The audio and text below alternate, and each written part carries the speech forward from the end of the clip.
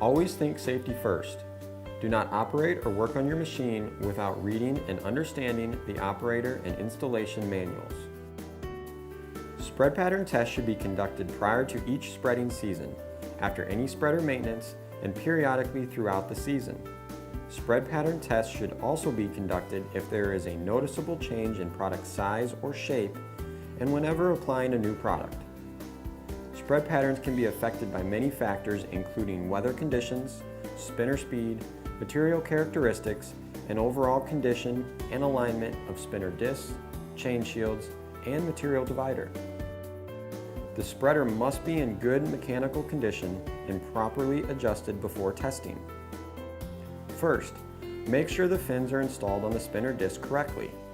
Fin locations will vary depending on the model of the new liter spreader you are using. Refer to the operator's manual of your spreader for recommended locations.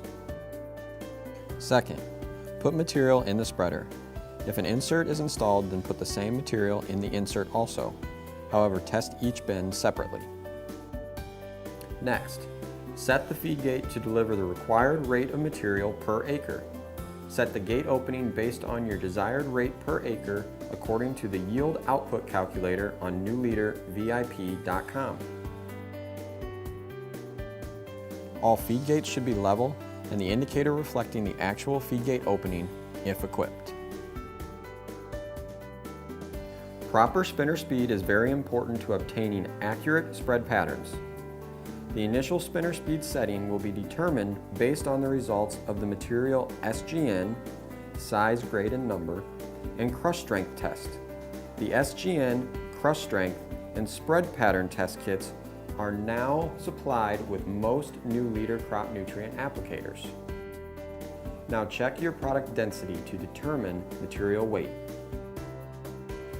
Then verify the in-cab controller has the correct product density, spinner speed, swath width, and feed gate height information. Now adjust the starting spinner assembly position. To set the spinner assembly position, simply turn the hand jack and position the assembly according to the quick reference chart supplied with the spread pattern test kit. The new liter spread pattern kits consist of 21 collection trays, 120 foot of marked rope, 2 stakes, 5 flags, 21 test tubes, a funnel, data sheets, and density scale. Before beginning the test procedure, select an area that is approximately 120 feet by 400 feet and has a slope of less than 2 degrees. All testing should be performed when the wind velocity is less than 5 miles per hour.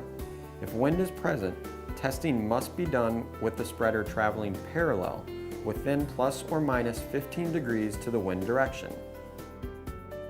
Next, uncoil the rope and fasten one end to the ground with the supplied stake. Pull the rope tight and fasten the opposite end with the other stake. Place all 21 collection trays with plastic grids installed on the ground at each marking on the rope. Place all the trays in a consistent position and as level as possible.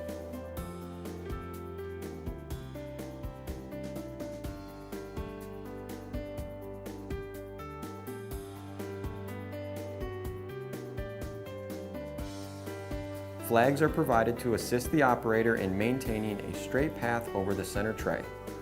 Also, a flag should be placed 75 feet prior to the trays where the conveyor would be engaged and 75 feet after the trays where the conveyor would be disengaged.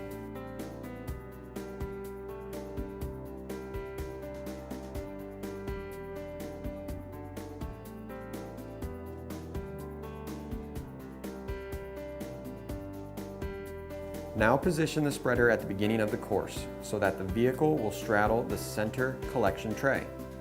Begin by driving the spreader completely through the course at normal operating speeds.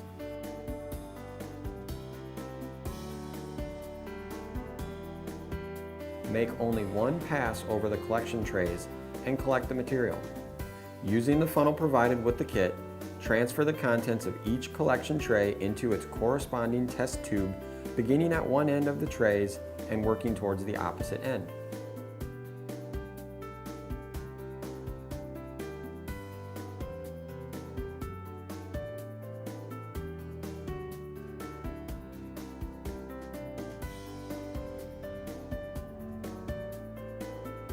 Record the volume of each test tube on the datasheet provided in the spread pattern test kit under the corresponding tray position. It is recommended that only one adjustment be made between each set of test samples taken.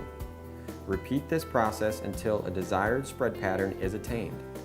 Consult the new leader spread pattern manual when making adjustments. For accurate results, be sure to drive through the pans the same direction and collect the material the same way each time. Now that you have attained a desirable spread pattern, record the results on the datasheet. Then use the recorded information to determine the optimum swath width. First, locate the points on the left and right sides of the graph where the material is half the volume of the 0 foot mark, or center tube. The distance between these 2 points represents the swath width. When blended fertilizers are being applied, a visual inspection of the samples should be made to determine whether the blend within the effective swath width is consistent with the desired blend. If the blend is not consistent, a narrower overall swath width should be used. Now that an overall swath width has been determined, perform a triple pass to confirm the spread pattern overlap.